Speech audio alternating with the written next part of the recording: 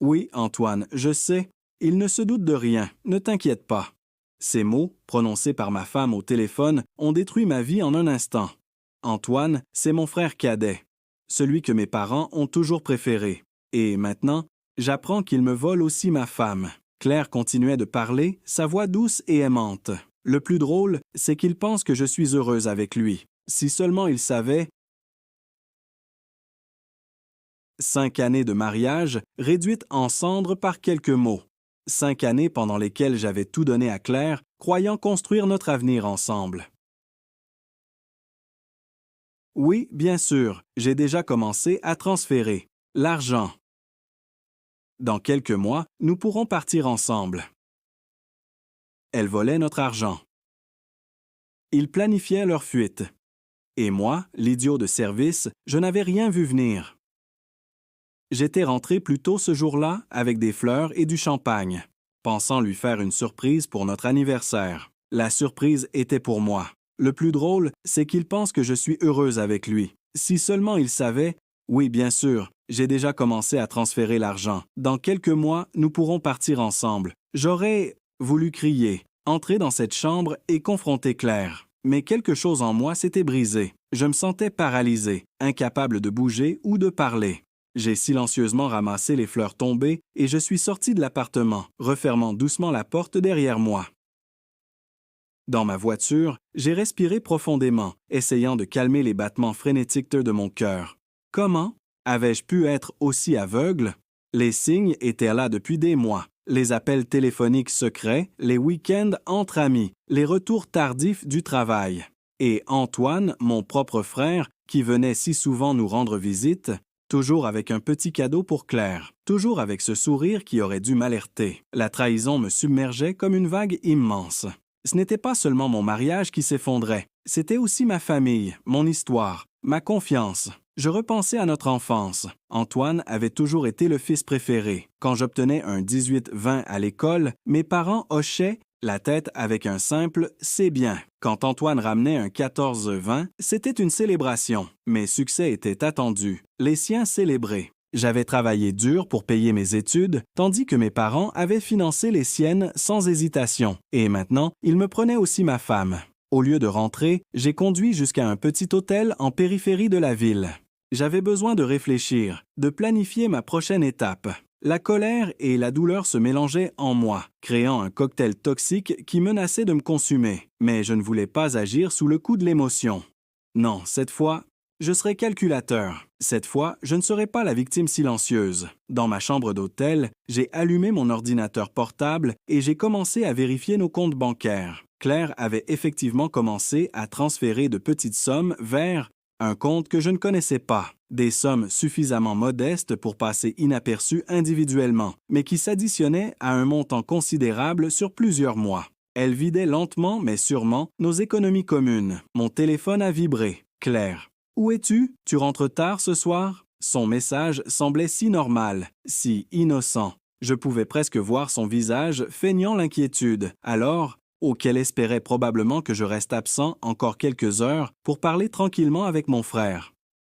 J'ai répondu simplement « Réunion imprévue. Je rentrerai tard. Ne m'attends pas pour dîner. » Elle a répondu immédiatement par un emoji cœur. La facilité avec laquelle elle mentait me donnait la nausée. Cette nuit-là, allongé dans ce lit d'hôtel impersonnel, j'ai élaboré mon plan. Je n'allais pas exploser de colère. Je n'allais pas les confronter tout de suite. Non, j'allais rassembler des preuves, protéger mes actifs financiers et préparer ma vengeance. Une vengeance froide, méthodique, qui leur ferait regretter chaque moment de leur trahison. Le lendemain, j'ai contacté un avocat spécialisé en divorce. J'ai ouvert un nouveau compte bancaire et j'ai commencé à y transférer mon salaire. J'ai engagé un détective privé pour documenter leur rencontre. Et j'ai attendu, jouant le rôle du mari ignorant et aimant. Pendant 3 semaines, j'ai vécu dans ce mensonge. J'embrassais Claire le matin avant de partir au travail. Je souriais à mon frère quand il venait dîner. Je faisais semblant de ne rien remarquer quand ils échangèrent des regards ou quand leurs mains se frôlaient accidentellement. Chaque sourire, chaque baiser, chaque « je t'aime » était comme de l'acide sur ma peau.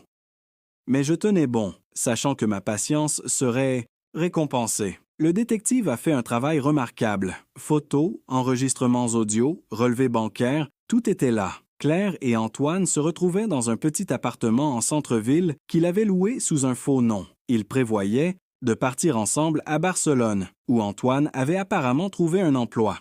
Ils avaient même déjà visité des appartements là-bas, utilisant l'argent de nos économies.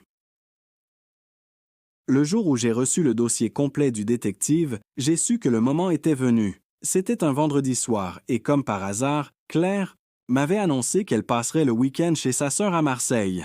Sa sœur qui, selon le détective, était actuellement en vacances en Grèce. J'ai attendu qu'elle parte avec sa valise, lui souhaitant un bon week-end avec un baiser sur la joue. Puis j'ai appelé mes parents. « Papa, maman, j'aurais besoin de vous parler de quelque chose d'important. Pourriez-vous venir dîner demain soir? » J'ai invité Antoine aussi. Mes parents ont accepté, curieux. Antoine, lui, a hésité, prétextant un engagement. Mais quand j'ai insisté, disant que c'était vraiment important, il a finalement accepté. Il pensait probablement que Claire serait loin, en sécurité à Marseille, et qu'il pourrait maintenir notre illusion familiale encore un peu. Ce qu'il ne savait pas, c'est que j'avais aussi invité les parents de Claire, avec qui j'avais toujours entretenu d'excellentes relations. Et j'avais également demandé à ma belle-sœur, celle qui était censée héberger Claire ce week-end, de se joindre à nous via vidéoconférence. Le lendemain soir, tout était prêt. Le dîner que j'avais préparé, les dossiers soigneusement, rangés dans une enveloppe, et ma détermination inébranlable. Quand la sonnette a retenti, j'ai ressenti une étrange sérénité. Le moment de vérité approchait. Mes parents sont arrivés les premiers, puis les parents de Claire. Antoine est arrivé en dernier, l'air nerveux. Il a regardé autour de lui, probablement surpris de voir les parents de Claire. « Où est Claire ?» a demandé ma belle-mère. Je pensais qu'elle serait là. Elle devrait arriver d'un moment à l'autre, ai-je répondu avec un sourire. Elle revient de Marseille, où elle a passé le week-end avec votre fille cadette. Ma belle-mère a froncé les sourcils. Mais ma fille est en Grèce depuis 2 semaines. Le silence qui a suivi était assourdissant. Antoine a pâli visiblement et j'ai vu la panique dans ses yeux. C'est à ce moment précis que la porte d'entrée s'est ouverte. Claire est entrée, radieuse dans sa robe d'été, jusqu'à ce qu'elle voie les personnes réunies dans notre salon. Son visage s'est décomposé en un instant. Qu'est-ce qui se passe ici? A-t-elle balbutié. J'ai souri, un sourire froid qui ne reflétait en rien ce que je ressentais vraiment. Assieds-toi, Claire. Nous avons beaucoup de choses à discuter ce soir. Antoine s'est levé brusquement. Je devrais peut-être partir. Oh non, mon cher frère. Toi, plus que quiconque, tu dois rester pour cette conversation. C'est à ce moment que j'ai sorti l'enveloppe contenant toutes les preuves. Les photos d'eux ensemble, les relevés bancaires montrant les transferts d'argent, les réservations, d'hôtels, tout. Je les ai étalés sur la table basse devant nos parents choqués. J'ai pensé que tout le monde aimerait savoir ce qui se passe réellement dans notre famille, ai-je dit, ma voix étrangement calme malgré la tempête qui faisait rage en moi. Le chaos qui a suivi a été indescriptible. Ma mère en larmes, mon père livide de colère, les parents de Claire horrifiés. Antoine et Claire, côte à côte, piégés par leurs propres mensonges. Je les regardais, ces 2 personnes que j'avais tant aimées, maintenant réduites à des étrangers pathétiques qui tentaient désespérément de justifier l'injustifiable. « Comment as-tu pu faire ça à ton propre frère ?» a hurlé mon père à Antoine, pour la première fois de sa vie prenant ma défense plutôt que celle de son fils préféré. Claire pleurait, répétant qu'elle était désolée, que ce n'était pas ce qu'elle voulait, qu'elle avait été confuse. Antoine, lui, restait silencieux, incapable de me regarder dans les yeux. Au milieu de ce chaos, j'ai ressenti un étrange sentiment de libération. La vérité était enfin exposée, brute et douloureuse, mais libératrice. Je n'étais plus le seul à porter ce fardeau. J'ai quitté la pièce, les laissant tous à leurs récriminations et leurs larmes. Dans notre chambre, j'ai pris la valise que j'avais préparée plus tôt. J'avais réservé un vol pour le lendemain vers une destination que personne ne connaissait. J'avais besoin de distance, de temps pour guérir. Quand je suis revenu dans le salon, le silence est tombé. Tous les yeux étaient fixés sur moi et sur ma valise. « Je pars », ai-je annoncé simplement. Les papiers du divorce seront envoyés par mon avocat, Claire. Quant à toi, Antoine, j'espère que tu es satisfait. Tu as toujours eu ce que tu voulais, n'est-ce pas? Eh bien, profite bien de ta victoire. Ma mère s'est précipitée vers moi, me suppliant de rester, de leur donner une chance de s'expliquer. Mais il n'y avait rien à expliquer. Rien ne pourrait jamais justifier cette trahison. J'ai franchi la porte de cet appartement qui avait été mon foyer, laissant derrière moi les débris de ma vie passée. Dans ma poche, j'avais un billet d'avion et l'adresse d'un petit appartement dans une ville lointaine. C'était peu, mais c'était un début. En montant dans le taxi qui m'attendait, j'ai regardé une dernière fois cette fenêtre illuminée où se jouait l'épilogue de mon mariage. J'ai ressenti un pincement au cœur, mais aussi une étrange anticipation. Pour la première fois de ma vie, j'étais vraiment libre. Libre des attentes de mes parents, libre du fardeau d'être toujours le second, libre de l'ombre de mon frère.